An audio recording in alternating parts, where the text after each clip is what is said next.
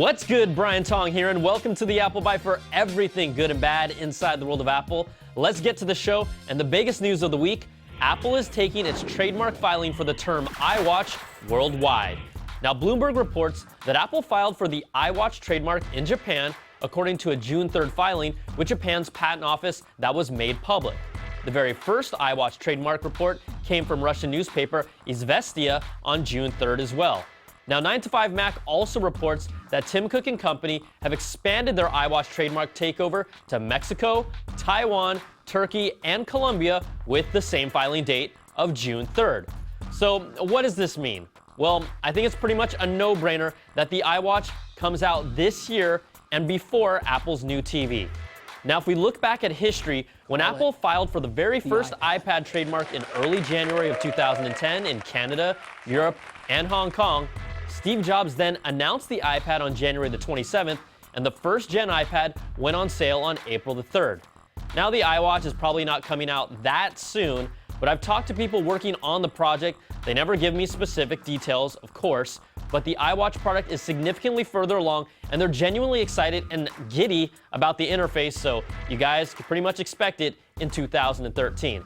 And especially with the content deals still holding up the Apple TV, let's say Apple TV in 2014. Now, there's still a lot of action around iOS 7, and Boy Genius Report says Apple will be sticking to the 2-week cycle for iOS 7 beta releases, with the third beta expected to be available on July 8th. Apple retail employees are also just as excited about iOS 7, but Apple management is cracking down on them and making sure they're going through an official developer account because they're concerned that they're sharing it with all their coworkers. Can you say bad Apple? Maybe you guys could at least provide it to employees on phones in the break room so they can educate themselves about your next OS that they're supposed to champion. See, now that's a good idea. All right, I'm not going to call this next one a bad Apple, but it's a lame one. Apple just announced their back-to-school promo that's good through September 6th. If you buy a Mac computer, you get a $100 gift card to the App Store or iTunes Store. And if you buy an iPad or iPhone, you get a $50 App Store gift card.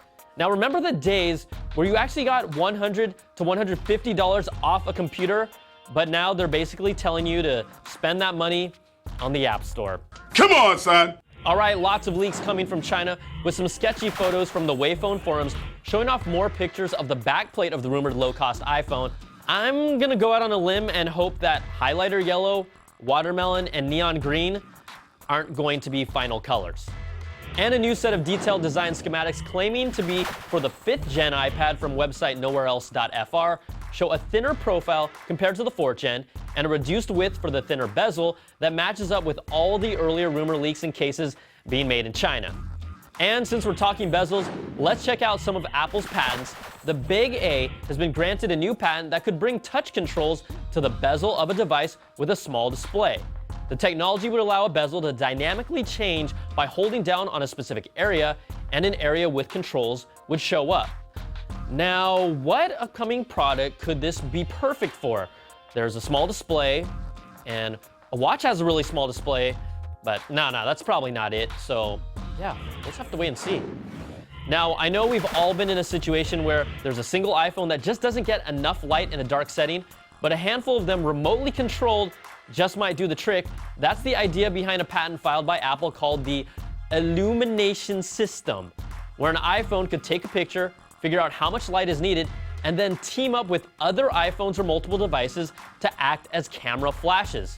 So how would I use this?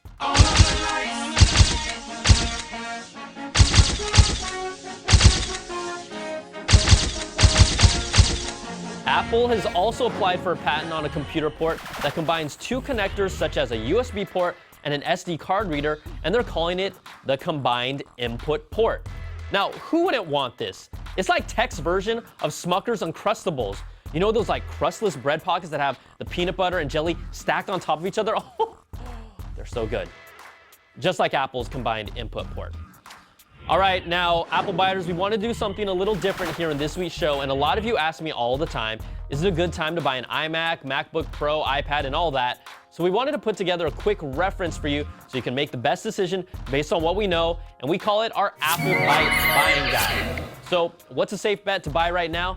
If you've been following the news, MacBook Airs and AirPort Extremes were just announced, and even people wondering about the Apple TV, we don't expect to see any major changes there, so we're giving you the green light. Go, go, go for those.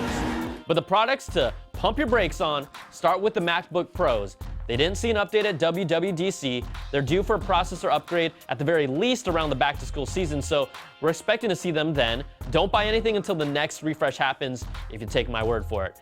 Then we have the redesigned iMacs and Mac Minis. They were last updated over 7 months ago. You can still buy these if you want. It's more of a yellow light yield, honestly, but my hard advice is to wait on these even if it's a little more than a couple months. I expect a speed bump before the end of the year. Now, if any of you buy an iPad or an iPhone in the next 2 months, I might have to slap you silly. It's simple. See that stop sign? Do not buy. We're expecting updates around the early September timeframe, even throwing the iPod Touch, which might get a slight price drop, but it makes no sense at all to buy these now unless you're desperate. And if you're wondering about the Mac Pros, don't make me answer that for you. Just start saving up for it a lot, as in over $3,000 a lot. That's what we're guessing the price will be. So pretty much, it's the Airs, the Apple TVs and AirPorts that are the safe bets. And finally, we asked you about the top 5 features you want to see in the next-gen iPhone, but we're going to save those for one more week, so keep sending your responses to the Apple Byte at CNET.com or my Twitter at Brian Tong. It'll be worth the wait with a surprise prize, or I could call it a surprise and spell it with a Z, but we'll do the giveaway to you, the Apple Biters, that we feature on next week's show. All right, that's going to do it for this week. I'm Brian Tong. Thanks for watching, and we'll catch you guys next time for another Bite of the Apple.